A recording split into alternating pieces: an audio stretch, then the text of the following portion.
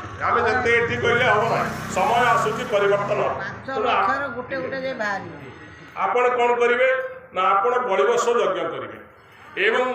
ପିଲାଟିକୁ ଯେତେବେଳେ ଖାଇବାକୁ ଦେବେ ଛୋଟିଆ ପିଲା ଯେତେବେଳେ ଖାଇବାକୁ ଦେବେ ଗାୟତ୍ରୀ ମନ୍ତ୍ର ମନେ ମନେ କରିକି ଆପଣ ରୋଷେଇ କରନ୍ତୁ ଏବଂ ଖାଇବାକୁ ଦେଲା ପିଲାକୁ ଗୋଡ଼କୁ ଧରିକି ଯେତେବେଳେ ଖୋଇ ଦେବେ ଯେତେବେଳେ ଗାୟତ୍ରୀ ମନ୍ତ୍ର କରନ୍ତୁ ଏବଂ ଗାୟତ୍ରୀ ମନ୍ତ୍ର କରି ଖାଇବେ ଗାୟତ୍ରୀ ମନ୍ତ୍ରରେ ଅସୀମ ଶକ୍ତି ଅଛି ସଂସାର ସମସ୍ତ ପ୍ରକାର ବିଶ୍ୱକୁ କ୍ଷରଣ କରିବାର କ୍ଷମତା ମା ଗାୟତ୍ରୀଙ୍କ ପାଖରେ ଅଛି ସଂସାରରେ ଯେଉଁ ତ୍ରିଗୁଣାତ୍ମକ ବ୍ୟବସ୍ଥା ଅଛି ତାହା ଗାୟତ୍ରୀଙ୍କ ପାଖରେ ବ୍ୟବସ୍ଥିତ ଅଛି ଆପଣ ଗାୟତ୍ରୀ ମନ୍ତ୍ର କରିକି ପିଲାକୁ ଖାଇବାକୁ ଦିଅନ୍ତୁ ଏବଂ ଗାୟତ୍ରୀ ମନ୍ତ୍ର କରି ରୋଷେଇ କରିବାକୁ ଦିଅନ୍ତୁ ଏବଂ ରୋଷେଇ ପରେ ତାକୁ ବଳିବର୍ଷ ଯଜ୍ଞରେ